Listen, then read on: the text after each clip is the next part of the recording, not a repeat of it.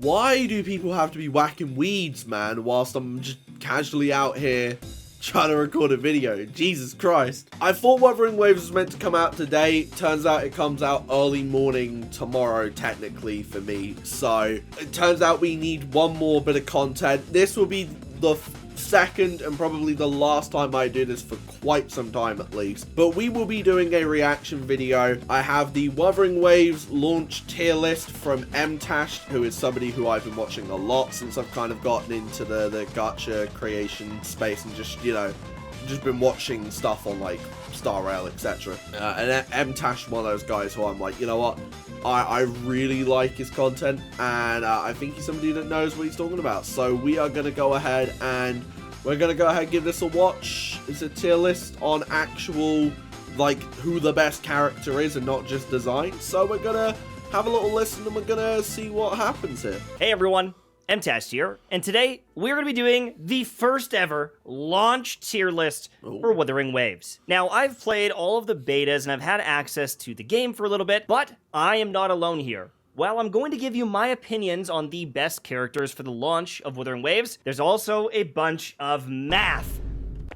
Spreadsheets! Let's go. Okay, so I love a good spreadsheet, and I love all things like spreadsheet related. So this is going to be fun, and I also like how it's going to be a mixture of opinion and actual just fact. Because whilst having all of the knowledge is good, I think there's something the thing's been brought up a lot, which is like, yeah, sure, these characters would be good in really specific scenarios that you might not ever get in this game. And I'm just looking at the spreadsheet, right? See, mad, you know what? Fair play. Fair play. Alright, we'll get back onto it. And there's also the predictions of other content creators to give you an idea of who will be some top tier units in the game. Now, you need to understand that these things will change and this will probably age like milk, but there's been a lot of testing already done, looking at the different weapons. Oh my god, the spreadsheets are insane! And, like, I completely get the disclaimer of, like, you know, let's just remember that it might age, because, you know, we still technically don't know the game. We've seen closed beta tests, and that's pretty much it. So, you know, whilst there is a chance that these are all of the stats and, you know, everything, things can change. Will they change? I don't know. I don't know the game like that enough to know if it will change, but there's obviously a chance that it could change, and, you know, it's good that there's that disclaimer. But I'm still very curious to see where this goes, because I feel like my jaw's gonna hit the floor when I see more spreadsheets. Weapons and the different characters, who has the potential highest DPS based on the weapon classes, and breakdowns depending on those weapons for... This is insane, man. This is the kind of, right, a complete sidetrack. This is the kind of thing I love doing when it comes to spreadsheets. But you can see it here. You can see just like some of the damages. Oh, okay. I don't know if I should be pausing this much, because I feel like that's something that we're going to be seeing later on in the in the video. But we'll see. For the different characters, you have to understand that even though a character might not have the highest DPS, they enable someone else to have more DPS. You also have to understand that some of the math and the testing that is done is on a base level hero, but certain characters that you have or will get much stronger over time. I want to show that as well with this, with this sheet right here. More spreadsheets! Okay, so first off, yeah, because, you know, at the end of the day, certain support characters, you know, they ain't going to be doing as much damage, but they'll be able to get other people to do more damage. And I'm just looking at this little spreadsheet here, and already I am kind of seeing a bit of an issue here with Jian and Yinlin. And I know I'm gonna say it. No, you probably don't need any of these for any of the 5 stars. Well, definitely not Jian or Yinlin. You probably don't need any of these for them to be very, very good. But the fact that, like, you know, you've got these, like, giant buffs at like S6 and S5. Like, I understand, you know, for the people who want to get S6 Gion. First of all, I don't know why. It's a skill-based game. You're basically just giving yourself way extra damage, and you're going to be able to steamroll through the game. But, you know, I understand why some people might want that, and, you know, I get it. At the end of the day, they've got to make their money, and they've got to make those S6s worth it, but I don't know. I don't know. Feel a bit weird. Maybe somebody can explain it to me. Somebody can explain to me why this isn't weird. Why, you know, it's perfectly fine. Jin has nothing. I'm sure that'll probably be explained in the video, but that's something to note. Maybe she does. Maybe they didn't do enough research on her. I don't know. This is going to break down on the different copies or dupes that you get. You start getting passives for your characters. And some of them are crazy. Some of them are massive upgrades. And I want to show you one of those right now, in-game. I'll click on the game and I'll show you. And then I have to close it before I get in trouble. So I'm just going to go like this. I'm going to pull myself in the corner here. If you look at someone like Mtashed, 19% increase in value. Wait, is it Mortefi or Mortify? Like, what's happening here? I'm pretty certain it's probably Mortefi. I just read it as Mortify. I'll know when I play the game, I guess. But I don't know. If he's good, then, design aside, I might play him. But I don't know. Just design-wise, if he ain't good, I'm not playing him. Or overall potential. I want to explain why that is happening. Because on someone like Mortefi, on his 4th copy, you're now getting a 7-second duration on the one passive he provides, which is massive. Things like his first one, giving these extra follow-up attacks that are happening in-game. Things like this can take a character from here all the way to the top. So you have to understand that these tier lists will evolve. Characters that might be on the lower tier at the very launch will grind all their way to the top because they've got copies, they've got dupes, you've got more of them. So it's always important to understand that these things are preliminary. But based on the math, they're... I mean, yeah, like, everything in a gacha game is subject to change. Like, always. When new characters come out, other characters are going to shine because of it, and, you know, certain characters are going to drop down because of it. Power creep's a thing. They're saying that DPS, Gion, who's going to be one of the first limited characters, will be the highest damage potential in the early game, in the beginning. As for like a sub DPS or hybrid or supporting unit, Yinlin, the second limited unit, also very high. And then the support is Verina. That's going to be the best. That's what they're kind of... Yeah, man, people don't need to tell me that Verina's the best healer in the game. I think I've probably heard it like 60 bajillion times at this point. Like, I do think that obviously, yeah, she's going to be good. But I don't know. I thought there's a healer that's going to come along that probably will outclass Verina.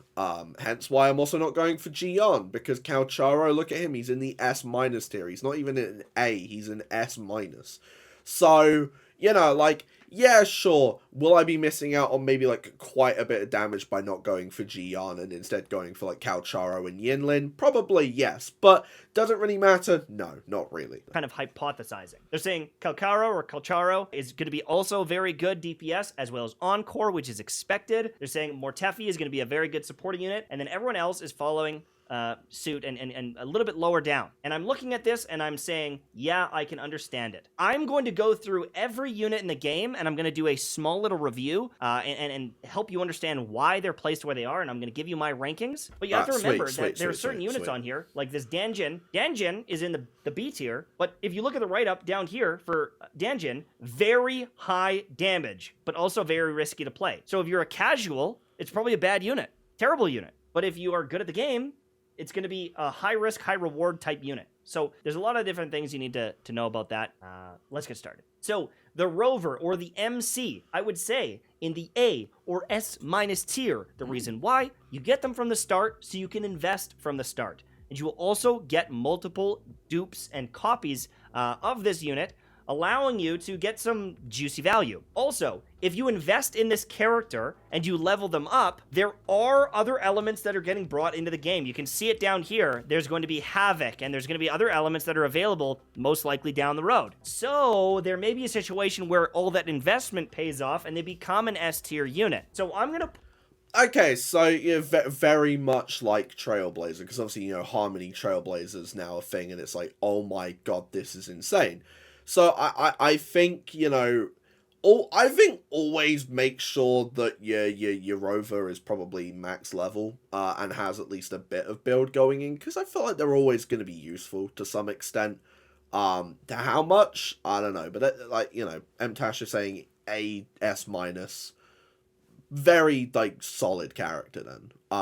Put it in the A tier for right now, but it is a very solid unit. Anyone in the A tier is still going to be God tier and allow you to beat everything in the game. Let's go with some of the big obvious picks. So they're saying Jian is going to be an S tier damage pick. Makes This is the first sense, limited makes unit in the game. sense. Just a reminder, a lot of the first units in any gacha game end up getting power crept. So even though this might be an S tier unit now, they may drop down in comparison to other units down the road. A good example of that is Zila in HSR. Still a really good unit, but other units came out and were just stronger. Now, Yeah, see, this is why I'm like, I'm not pulling for Jian, because I don't really like Jian as much as I like Calcharo and Yinlin. So, you know, like, I'm pulling for characters that I like. Maybe one day, if my account is absolutely, like, just ruined, bricked, then maybe I will have to pull for meta at some point. But for the time being, for the beginning of the game, I feel like I could probably pick any character,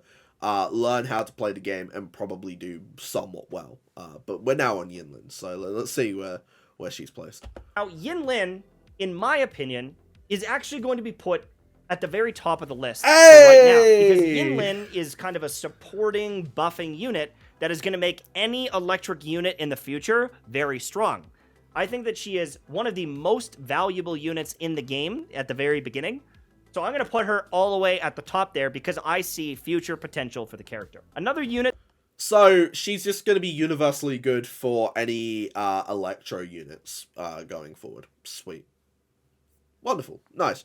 Very good character to get if you are going to be running a lot of electro characters, which I think I am, to be completely honest with you. Unit that I can place in the S tier and maybe even above her is Verina. Now, this is not a Bailu or Chi-Chi situation. Verina is very good. She's very quick to be on the field, good energy generation, and is able to heal your team, but more importantly, she's able to do a universal buff for your teams.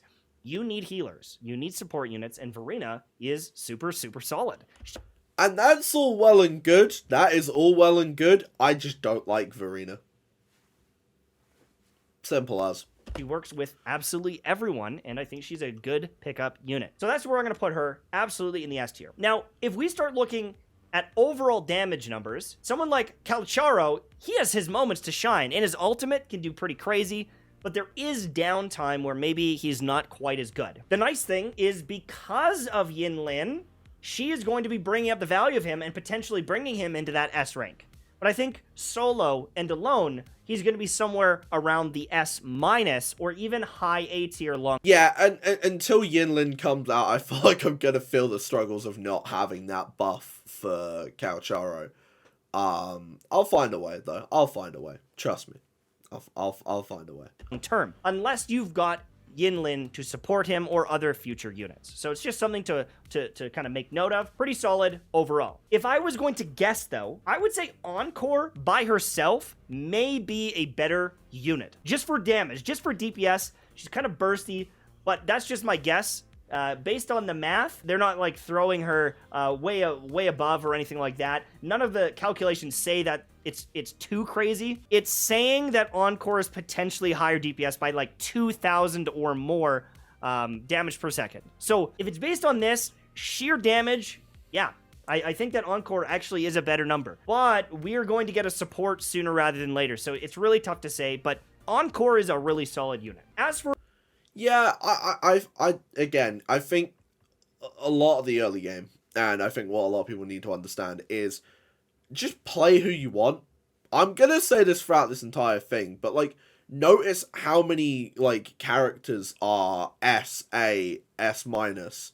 Like, I don't think there is a necessarily wrong choice at the beginning of the game, because so many new characters are going to come out, and before you know it, half these people are just going to be, hey, I like this character, so I'm going to use them, as opposed to, this character is absolutely broken.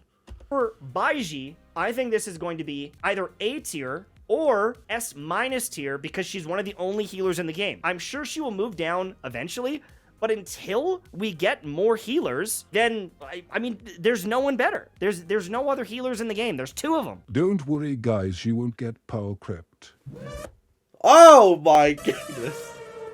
She also... Nah, I will say this now. I think Baiji will get power crap, but she's who I'm going to be probably running as a healer. Unless, of course, as I keep saying, unless I get Verina in one pull on the standard banner, which will be happening, trust me. If I don't get Verina, I'll be running Baiji.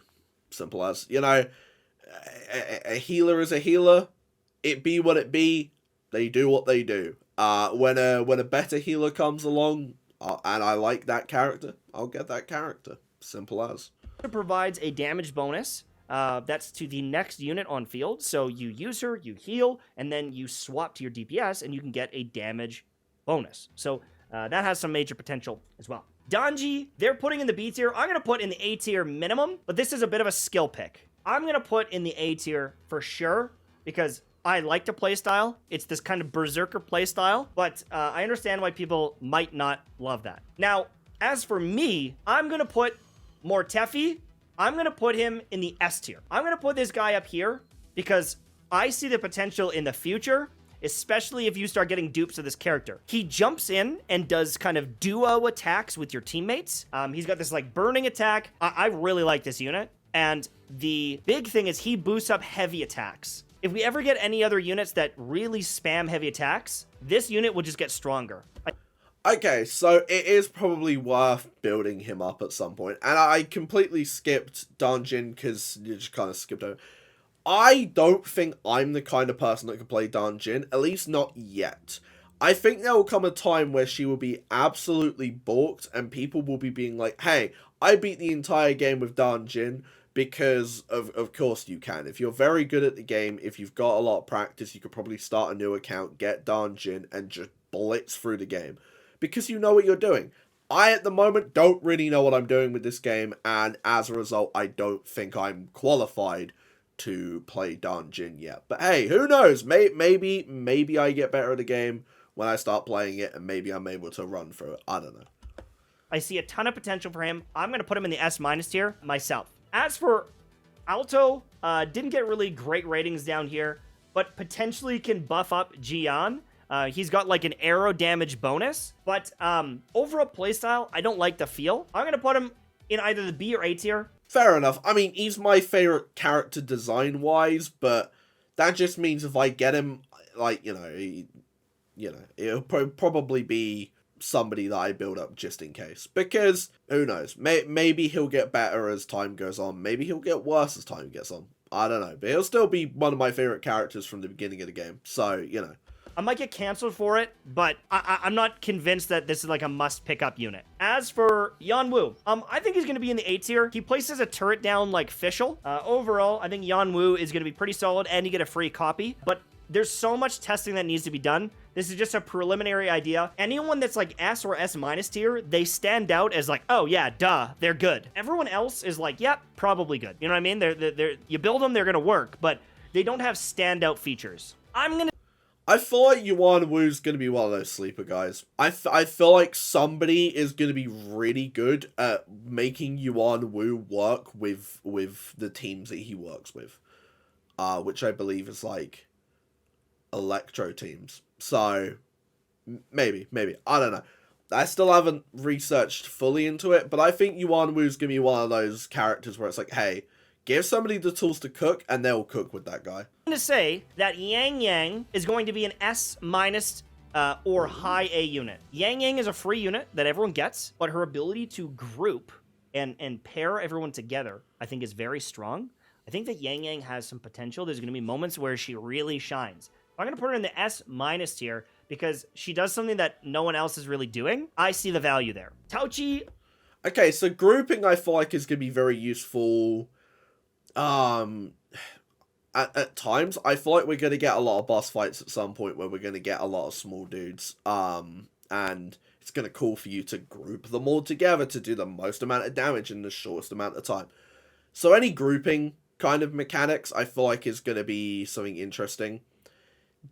while she is S- now, you best believe that grouping is going to become a big mechanic in the future, and as a result, there'll probably be a 5-star that focuses solely on grouping.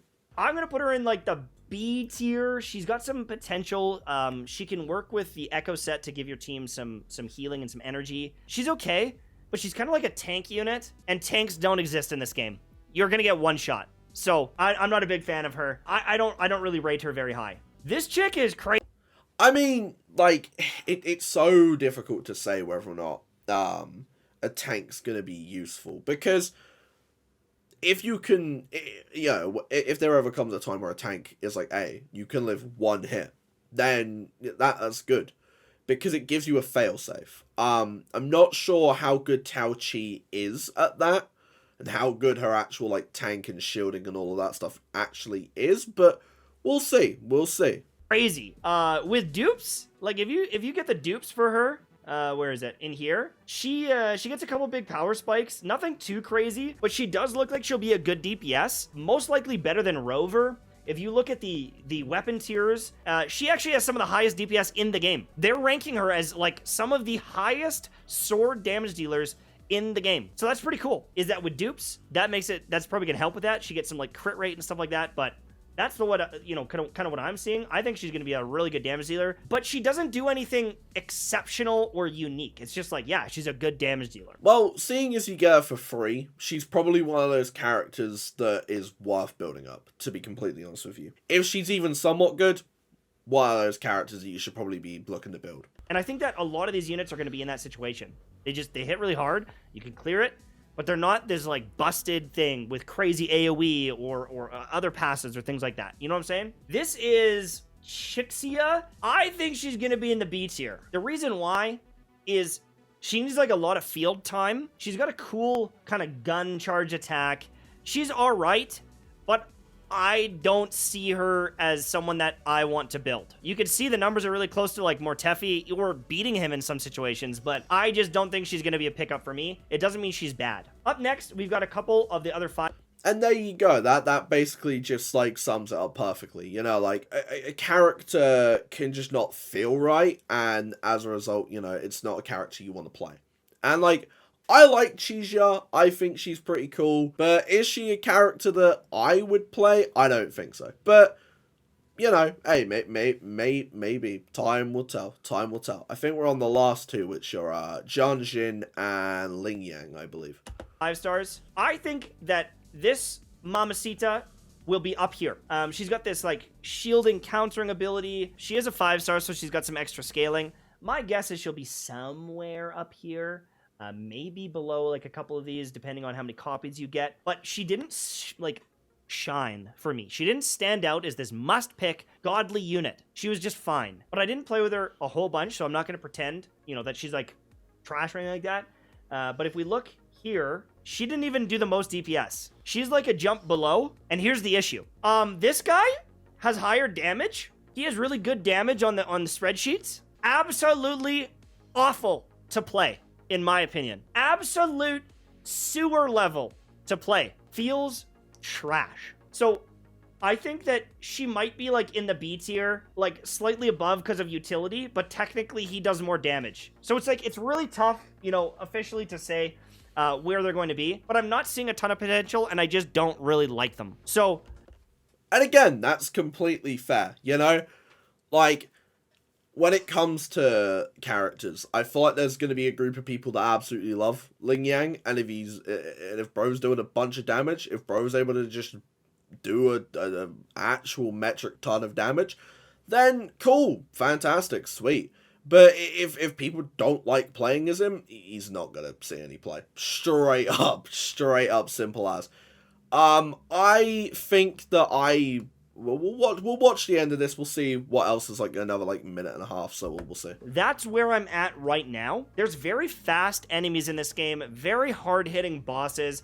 There's a lot of situations where you're not going to have optimal rotations, and there is human error in these lists. But based on the numbers and based on the charts, based on what I know of the characters, and based on their overall passives and the increases they get, I'm feeling pretty good about the tier list. I'm feeling pretty good with their ratings and their thoughts on these characters. The potential that they've got. Some people I rate higher than others. Like, I put Yang Yang higher. I put her in the S- tier because I really like Yang Yang. But again, you can clear the game with Danjin. You can clear the game with like anyone. So that's the way I'm feeling. Yeah, simple as. If you're good at the game, if you know how to play the game, if you know ball, then it really shouldn't matter who you play as or who you're gonna rock with. Because at the end of the day, again, it's just about personal preference. And hey, if you wanna go for like Gian, Verina, etc., you want to go for those top like level characters because you want that like support. I mean, I'm going for Calcharo and Yinlin, so I can't really say anything. But you know, if you're going for those top level characters because you feel like, you know, you either like the character or you think that they're going to be very good for you in the long run, then go for it, man. Like, nobody's telling you can't do that.